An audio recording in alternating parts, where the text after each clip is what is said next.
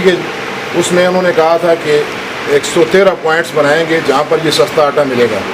یہاں پر ایک 4-5 آدمیوں کا ٹولہ ہے جو سسپینڈ ہو کر ٹرانسفر ہو گیا ہے یہاں سے اور ابھی بھی یہاں پر بیٹھا ہوا ہے. آپ اس کی انکوائری کروائیں.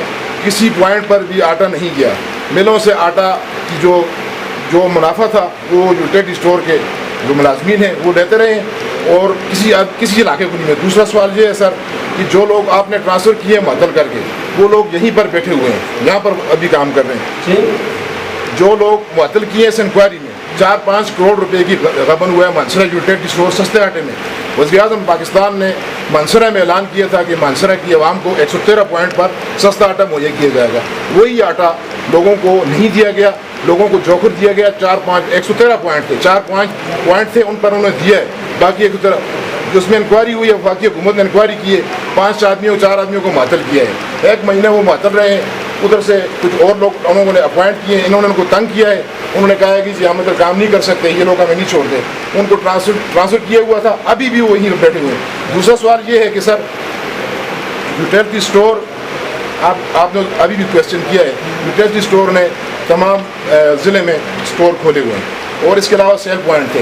آپ اپنی طرف سے انکوائری کروا دیں کہ یہ 113 پوائنٹ تھے, ان پر کتنا آٹا گیا ہے اور کون لوگ ان میں ملوث ہیں. وہ لوگ دوبارہ پھر یہیں پر 1 مہینے کے بعد وہ معطل ہوئے ہیں.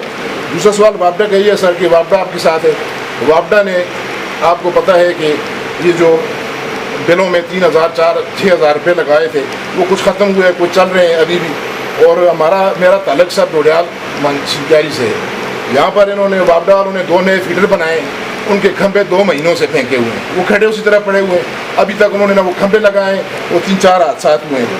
71 کروڑ روپے آپ کے منسٹر صاحب نے جو جمعیت سے ہیں انہوں نے اعلان کیا تھا مانسرہ سے لے کر عشقیہ تک اس کی ریپیئر کی جائے گی.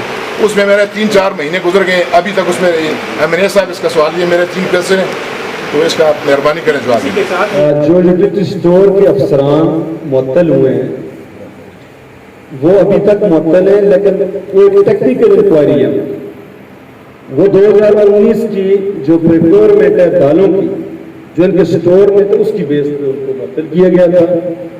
وہ انہوں نے اپنا جو جواب دیا اس میں, کیونکہ پریپیورمنٹ اس کی کرتا ہے ہیڈ آفس, اس حوالے سے ہم نے ری انکوائری کا آرڈر دیا ہے.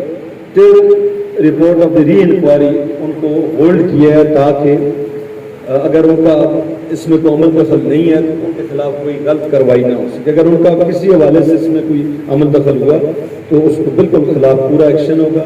دوسرا آپ نے سوال کیا آٹے کے حوالے سے, میں صبح انشاءاللہ اپنے زونل ہیڈ جو ہیں ان کو یہاں بھیجوں گا, آ کے اسی حال میں آپ کو بریفنگ دیں. اور کسی حوالے سے یہ ثابت ہوا جو آپ نے یہاں کہا تو انشاءاللہ وہ افسر بھی معطل ہوگا, اور اگر یہ ثابت نہ ہوا تو پھر آپ بھی اپنے لیے کوئی تجویز کر لیں. تیسری چیز یہ لائنوں کی ہے. کل زونل مینیجر صاحب آئیں گے, جی آپ آئیں, کیونکہ تعداد بہت زیادہ ہے آبادی کے حوالے سے 100% شاید ڈلیوری نہیں ہو سکتی. جو اسیسمنٹ کی ہے فیڈرل گورنمنٹ نے کہ غربت کی ریشو جو لی ہے جس میں بے نظیر انکم سپورٹس پروگرام کے لوگ ہیں اس تعداد کے حوالے سے ریلیف کی ہے کہ فوری طور پر ان کو ملے تاکہ جو غریب ترین لوگ ہیں جو 2000 کا 20 کلو نہیں لے سکتے ان کو یہ ریلیف ملے.